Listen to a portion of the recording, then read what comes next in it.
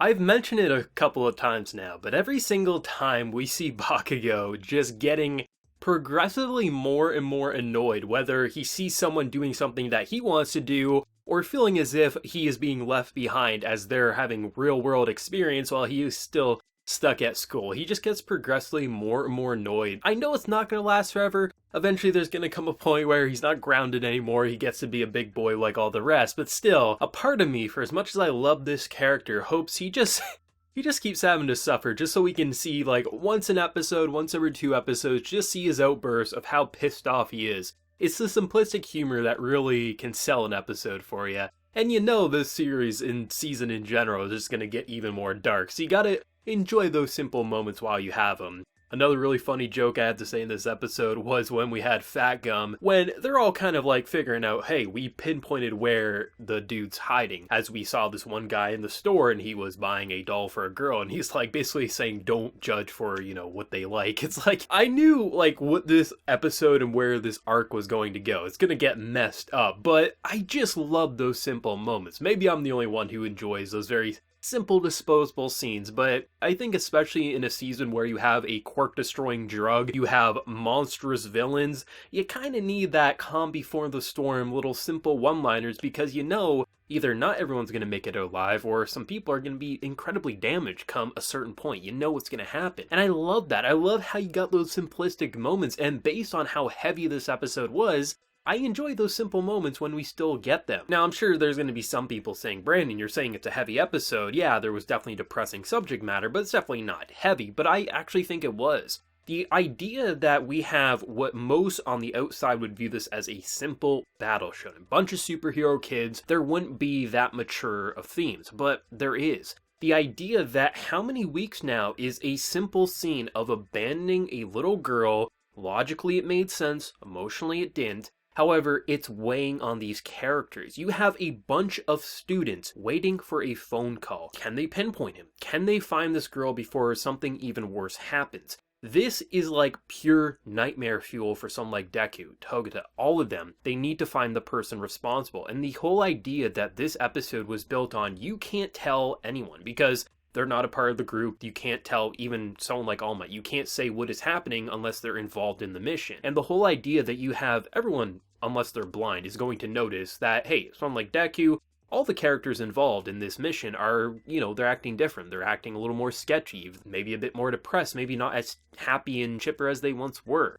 Obviously, people are going to take notice of that, and the whole idea of just having friends recognize and obviously understand that maybe you can't say what's on your mind, but you're always here for me, I'm always going to be here for you as well. So if you ever do decide to tell someone, just know I'm always here to listen. And just the whole gesture of giving him their food, right? It's nothing that important, it's just giving some food to a sad boy. But those simple gestures, especially if you've ever had an emotional moment where you felt alone, as if you couldn't talk to someone, you felt like just everything, the world was kind of weighing down on your shoulders, having someone just give you an extra bite to eat, or just saying they're there for you, it can make you cry, it can make you tear up, it can make you feel like maybe not all hope is lost. What most might want to call just the battle shonen of the season was able to get across such human vulnerability in a simple lunchroom scene was kind of impressive. The overall anxiety of waiting for that phone call, I felt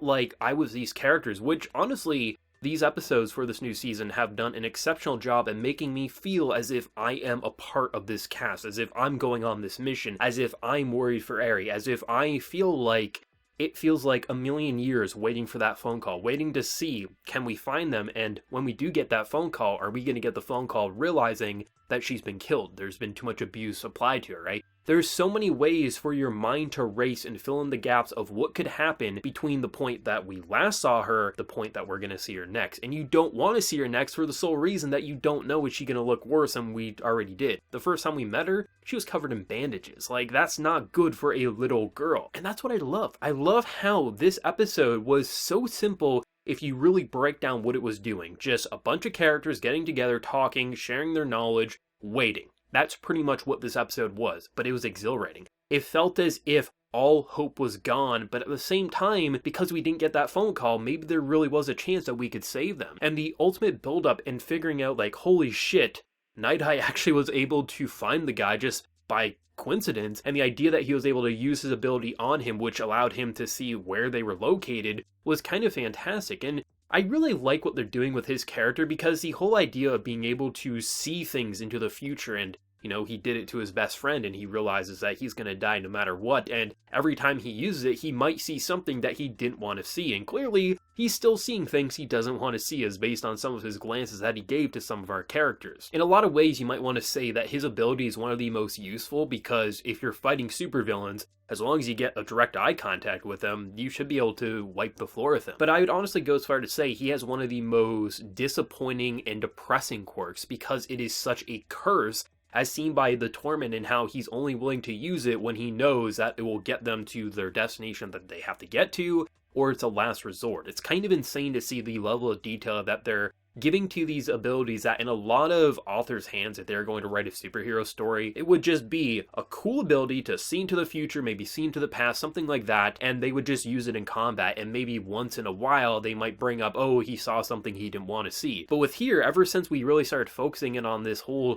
sidekick, it's like, wow, that's kind of amazing for such a small side detail to an episode. It feels so important every time we focus in on such depressing faces, and starting to fill in our own gaps, being like, if he's feeling this way, if he's looking at the camera in this way, he must have seen something he didn't want, and then we're trying to piece together who it was about. It is kind of mind-boggling. And just to see that final few minutes of them breaching in, they got the paperwork, they can lawfully go in. Who really cares about lawful at this point, right? I mean, we know who we're dealing with, but hey, the police force, they gotta do what they gotta do, I suppose. And just seeing the destructive nature of a guy unhappy that he woke up before his alarm clock went off, and just seeing all the heroes go in, I mean, for the most part, yes, we've seen a bunch of characters fight together, but the idea of having so many pro heroes and even some students going into what could easily be a death trap is, I don't know what's going to happen. I feel like we are, those simple funny moments we got with Bakugo or Factum or just some of the characters,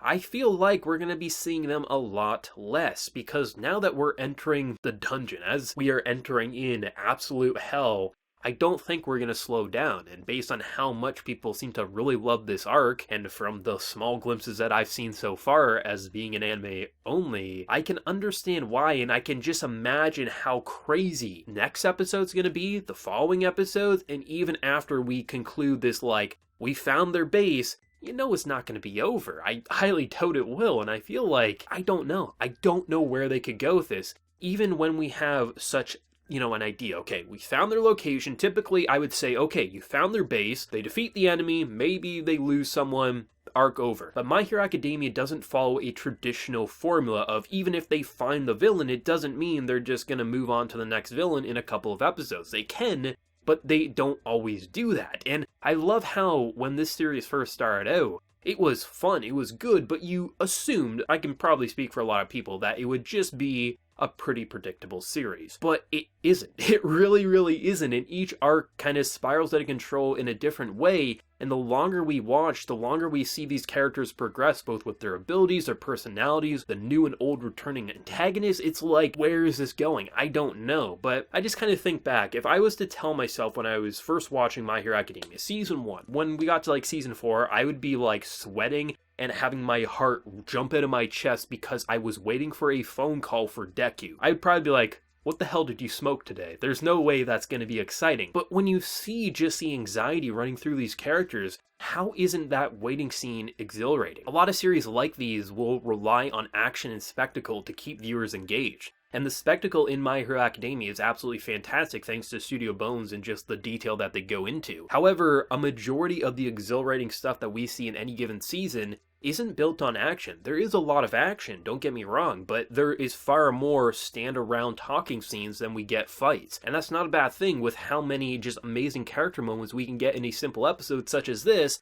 when our characters are sweating and then switch to being heroic and feeling like there is a chance, but we've already seen that heroic enthusiasm before, and it's been stripped away how many times. I don't know where they want to go with this, and that's why I love it. I love every single time it leaves your mind wondering and wandering and trying to fill in the gaps that the anime didn't provide as of yet. And every time I start filling in the gaps, I get even more terrified like Deku, or Togata, or any of our characters are when they're laying in bed awake, just hoping they get that call, but at the same time, fearing what that call will bring in terms of a message. It's kind of baffling to see how great this season is. I could easily see some people passing this off as a whatever episode, but for me, this is the type of stuff I love, and I'm sure I'm not alone. But let me know your thoughts, and be sure to like the video if you did enjoy, and also hit that subscribe button if you have been new. So until next time, everyone, please take care and have a good one.